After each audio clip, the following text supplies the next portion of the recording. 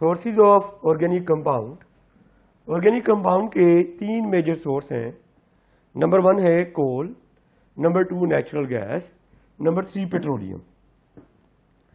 कोल से हमें organic compound मिलते हैं। तो पहले हम देखेंगे कि कोल है क्या, कोल के बारे में क्या कॉन्सेप्ट है। कोल अगर वो प्लांट जो 500 मिलियन ईयर्स अगो जमीन में बरिड हो गए,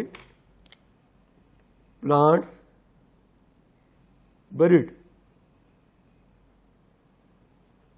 अब जो प्लांट जमीन में बरिड हुए उन पर सॉइल की लेयर आती गई,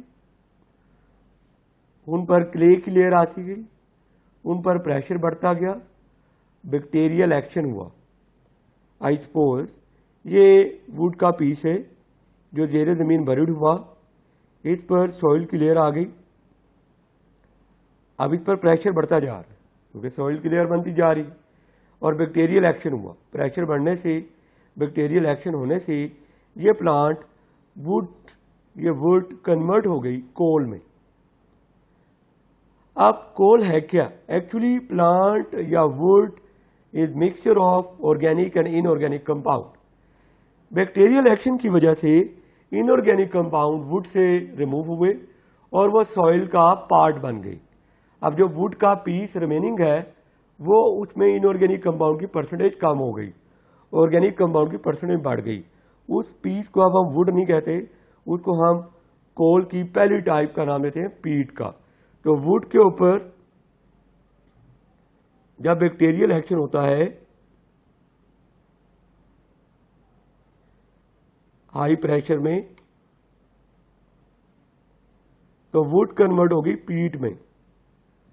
अगर पीट भी ज़ेरे ज़मीन ही रही, उसको वहां से रिमूव नहीं किया गया, तो पीट के ऊपर मजीद सॉइल की लेयर बढ़ गई। अब जब सॉइल की लेयर मजीद बढ़ गई तो प्रेशर मजीद बढ़ गया, टेम्परेचर मजीद बढ़ गया। मजीद प्रेशर बढ़ने से, मजीद टेम्परेचर बढ़ने से इनऑर्गेनिक कंपाउंड सॉइल का पार्ट बन गए और जो पीस बच गया उसमें ऑर्गेनिक कंपाउंड की परसेंटेज बढ़ गई। उसको हम नाम देते हैं लिग्नाइट का।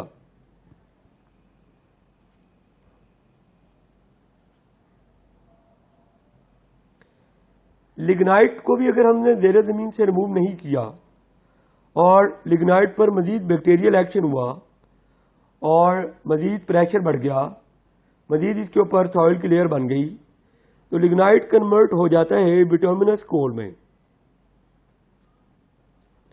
Bituminous coal is better quality coal as compare to peat and lignite because it contain greater percentage of organic compound. तो बिटुमिनस कोल कैसे बना? सबसे पहले वुड के ऊपर सॉइल की लेयर आई, क्ले की लेयर आई, वुड पर एक्शन हुआ, वुड के अंदर मौजूद इनऑर्गेनिक कंपाउंड सॉइल का पार्ट बन गए, ऑर्गेनिक कंपाउंड की परसेंटेज बढ़ गई, उसको हमने कहा पीट। पीट के ऊपर मजीद प्रेशर बढ़ा, मजीद टेम्परेचर बढ़ा क्योंकि सॉइल की लेयर जो है वो बढ़ गई, तो पीट पर मजीद इनऑर्गेनिक कंपाउंड रिमूव हो गए, ऑर्गेनिक कंपाउंड की परसेंटेज बढ़ गई, उसको नाम दिया लिग्नाइट का। लिग्नाइट के ऊपर जब मजीद क्ले की लेयर बढ़ गई, मजीद प्रेशर बढ़ गया, मजीद बैक्टीरियल एक्शन हुआ, तो लिग्नाइट में मौजूद इनऑर्गेनिक कंपाउंड मजीद रिमूव हो गए और जब बन गया बिटुमिनस कोल। बिटुमिनस कोल भी अगर हमने रिमूव नहीं किया और मजीद क्ले की लेयर बन गई इसके ऊपर, उससे क्या होगा? जब क्ले की लेयर मजीद थिक हो जाएगी तो मजीद प्रेशर बढ़ जाएगा। इसके ऊपर जब मजीद प्रेशर बढ़ा तो मजीद इनऑर्गेनिक कंपाउंड रिमूव होंगे और रिमेनिंग जो आपके पास बच जाएगा, that will be called as anthracite. Anthracite is considered as best quality coal because it contains maximum percentage of carbon in it, of organic compound in it. पीट के बारे में कहा जाता है it contain about 60% carbon, lignite about 65% carbon, bituminous coal about 80% carbon, and anthracite about 83 to 95% carbon in it. It is best quality coal because it contains maximum percentage of organic compound in it, maximum percentage of carbon in it. But how can we obtain organic compound from coal? कोल से organic compound हम कैसे obtain कर सकते हैं? We are discussing about sources of organic compound. तो coal is one of the source of organic compound. अभी तक हमने ये डिस्कस किया कि कोल की डिफरेंट टाइप्स कैसे बनी। कोल से ऑर्गेनिक कंपाउंड ऑब्टेन करने के लिए हम जो प्रोसेस करवाते हैं that is known as carbonisation और destructive distillation. What is carbonisation और heating of coal in the absence of air at it decomposition temperature. Coal का नॉर्मली जो डिकम्पोजिशन टेम्परेचर है that it 500 to 1000 degree C. This is known as carbonisation और destructive distillation.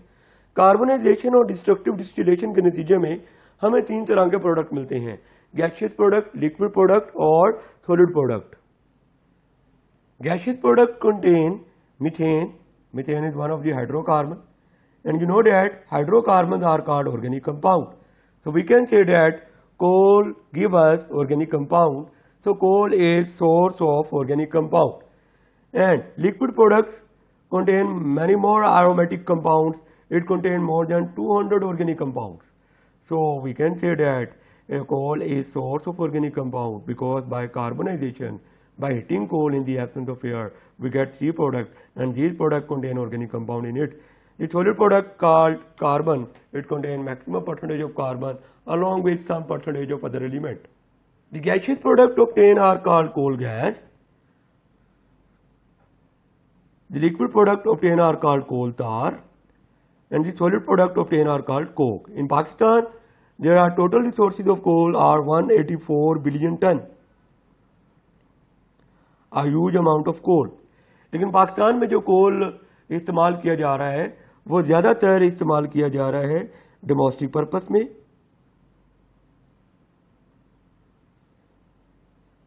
या इस कोल को हम लोग यूज कर रहे हैं ब्रिक्स बनाने में। Bricks you know well clay की रोस्टिंग से बनती है, क्ले की ओवर हीटिंग से बनती है। तो क्ले को ओवर हीट करने के लिए जो हम हीट बनाते हैं, जो हीट यूज करते हैं वो कोल की बर्निंग से यूज करते हैं। कोल की बर्निंग करवाते हैं और हमें ह्यूज अमाउंट ऑफ एनर्जी मिलती है।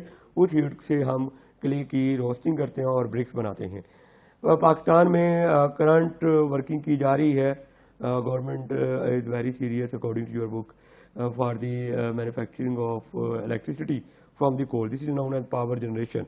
पावर जनरेशन पर कोल पर काम शुरू किया गया है और रिसेंटली 2015 में एक प्लांट शायद लग भी चुका है। इससे कोल से इलेक्ट्रिसिटी जनरेट की जा रही है। ये ऑर्गेनिक कंपाउंड का पहला सोर्स था कोल। ऑर्गेनिक कंपाउंड का दूसरा बड़ा सोर्स है that is called natural gas. Natural gas is the second source for organic compound. It is a mixture of hydrocarbon. You know well hydrocarbon are organic compound. It is mixture of methane, ethane, propane and butane. But natural gas का mostly formula methane लिख देते हैं CH4 क्योंकि natural gas में methane जो होती है वो एक्सेस में होती है। तो आप देख सकते हैं नेचुरल गैस हाइड्रोकार्बन है और हाइड्रोकार्बन को ऑर्गेनिक कंपाउंड कहा जाता है। तो we can say that natural gas is the source of organic compound. इस नेचुरल गैस को हम कहाँ यूज कर रहे हैं? इस नेचुरल गैस को ज़्यादातर हम यूज कर रहे हैं फ्यूल के तौर पर, एज ए फ्यूल इसे यूज किया जा रहा है। नंबर 2, पावर जनरेशन में इसको यूज किया जा रहा है। You know that gas generator. तो गैस जनरेटर में क्या किया जा रहा था? गैस से इलेक्ट्रिसिटी बनाई जा रही थी, पावर जनरेट की जा रही थी। और नंबर C, इसका डोमेस्टिक पर्पस के लिए हम इसको इस्तेमाल कर रहे हैं। ये फ्यूल के तौर पर कहाँ यूज हो रहा है? फ्यूल के तौर पर you listen about CNG that is known as compressed natural gas. तो नेचुरल गैस को हम as a fuel for power generation और डोमेस्टिक पर्पस के लिए यूज कर रहे हैं। ये ऑर्गेनिक कंपाउंड का दूसरा बड़ा सोर्स है। ऑर्गेनिक कंपाउंड का तीसरा बड़ा सोर्स है जी हमारे पास पेट्रामीन रॉक और oleum mean oil. It is known as rock oil. It is also called crude oil and it is also called mineral oil. Petroleum की टर्मिनोलॉजी स्पेसिफिकली हम उस वक्त यूज करते हैं when crude oil is in refined form. जब crude oil refined form में आ जाता है तब हम टर्मिनोलॉजी यूज कर लेते हैं पेट्रोलियम की। अब रिफाइनिंग से क्या मुराद है? रिफाइनिंग के दो हिस्से होते हैं। एक हिस्से में आपने प्यूरिफिकेशन करनी होती है और दूसरे हिस्से में आपने डिफरेंट फ्रैक्शन को अलग अलग करना होता है। जब आप डिफरेंट हाइड्रोकार्बन को, डिफरेंट कंपाउंड को अलग अलग करते हैं, this is called fractional distillation. Purification के स्टेप में हमने क्या करना होता है? हमारे पास जो पेट्रोलियम होता है ये मिक्सचर होता है हाइड्रोकार्बन का। हमने सबसे पहले इस हाइड्रोकार्बन के अलावा अगर कोई कंपाउंड मौजूद है उसको रिमूव करना है और इस स्टेप को हम नाम देते हैं प्यूरिफिकेशन का। प्यूरिफिकेशन के बाद हमने तमाम हाइड्रोकार्बन को अलग अलग करना होता है on the basis of their boiling point. इस प्रोसेस को हम नाम देते हैं फ्रैक्शनल डिस्टिलेशन का। अब कौन सा हाइड्रोकार्बन सबसे पहले लागू होगा, इसकी एटॉमिसिटी कम होगी। You must know hydrocarbon are non polar. Hydrocarbon if are non polar then they have London dispersion forces, and strength of London forces depend upon the atomicity of hydrocarbon molecule. With an increase in atomicity means number of atom in a molecule. When number of carbon atom and hydrogen atom increases, atomicity of molecule increases, polar sides increases, London forces increases, boiling point increases. तो petroleum में different hydrocarbon mix हुए हैं। अब जब आप heating start करेंगे तो different hydrocarbon अपने बॉइलिंग पॉइंट पर अलग अलग होते जाएंगे। This is called fractional distillation, और उनको हम डिफरेंट पर्पस के लिए इस्तेमाल कर लेंगे। जिस तरह सबसे पहली फ्रैक्शन जो अलग होगी वो नेचुरल गैस होगी, उसको हम डिफरेंट पर्पस के लिए यूज़ कर लेंगे। उसके बाद जो फ्रैक्शन अलग हो जाएगी पेट्रोलियम ईथर हो जाएगी।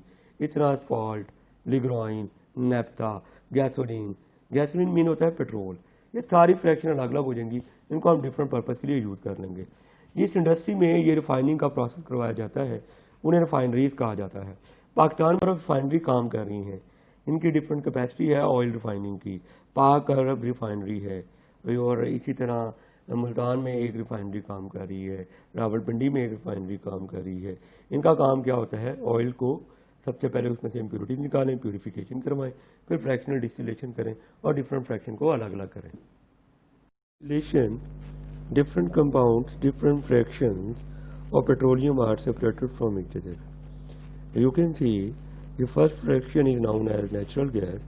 Its boiling point range less than 20 degrees C. Its composition is from carbon atom 1 to carbon atom 4. जब आप पेट्रोलियम को हीटअप करेंगे तो उसमें डिफरेंट हाइड्रोकार्बन का मिक्सचर बना हुआ है। सबसे पहले वो हाइड्रोकार्बन अलग होंगे, इनका बॉइलिंग पॉइंट कम होगा, और सबसे कम boiling point carbon atom 1 to 4 का है, क्योंकि जो नॉन पोलर मॉलिक्यूल हैं और उनका बॉइलिंग पॉइंट डिपेंड करता है पोलराइजेबिलिटी पर। इंजन की पोलराइजेबिलिटी डिपेंड करती है एटॉमिसिटी पर। जब मॉलिक्यूल की एटॉमिसिटी कम होगी तो पोलर साइड्स कम होंगी, पोलर साइड्स कम होने से फोर्सेस कम होंगी, तो बॉइलिंग पॉइंट कम होगा। तो सबसे पहली फ्रैक्शन जो सेपरेट हुई that is called natural gas. दूसरे नंबर पर देखिए पेट्रोलियम ईथर, इसका बॉइलिंग पॉइंट रेंज है 20 to 60 डिग्री सी। इसकी कंपोजिशन है कार्बन एटम 5 to 6। जैसे ही कार्बन एटम की तादाद बढ़ी तो बॉइलिंग पॉइंट रेंज भी बढ़ गया 20 to 60 डिग्री सी, और इसको हम यूज़ करते हैं एज ए सॉल्वेंट। तो सबसे पहले पेट्रोलियम को हीट करने पर जो फ्रैक्शन आपको मिलेगी that is called natural gas. दूसरे नंबर पर पेट्रोलियम ईथर मिल जाएगा, और तीसरे नंबर पर लिग्राइन और नेफ्था मिलेगा। ये किस टेम्परेचर रेंज में मिलेगा, ये 60 और 100 डिग्री सी के दरमियान मिलेगा, और इसमें कार्बन एटम की तादाद 6 से 7 तक है, और इसको हम सॉल्वेंट और रॉ मटेरियल के तौर पर यूज़ करते हैं। उसके बाद नंबर 4 है गैसोलीन। गैसोलीन का boiling point range 40 to 220 degree C है। बॉइलिंग पॉइंट रेंज क्यों बढ़ गया, क्योंकि गैसोलीन में कार्बन एटम की तादाद बढ़ गई। यू कैन से गैसोलीन में कार्बन एटम की तादाद C4 to C13 या मोस्टली C6 to C8 है। जब कार्बन एटम की तादाद बढ़ गई तो उसके पैरेलल हाइड्रोजन एटम भी बढ़ गए, मॉलिक्यूल की एटॉमिसिटी बढ़ गई, मॉलिक्यूल की पोलर साइड बढ़ गई, इसलिए बॉइलिंग पॉइंट बढ़ गया। Gasoline is also known as petrol, इसको मोटर फ्यूल के तौर पर हम इस्तेमाल करते हैं। उसके बाद कैरोसिन, जिसका बॉइलिंग पॉइंट रेट मजीद बढ़ गया 175 to 325 डिग्री सी, क्योंकि आप देख सकते हैं इसमें कार्बन एटम 8 to 14 है।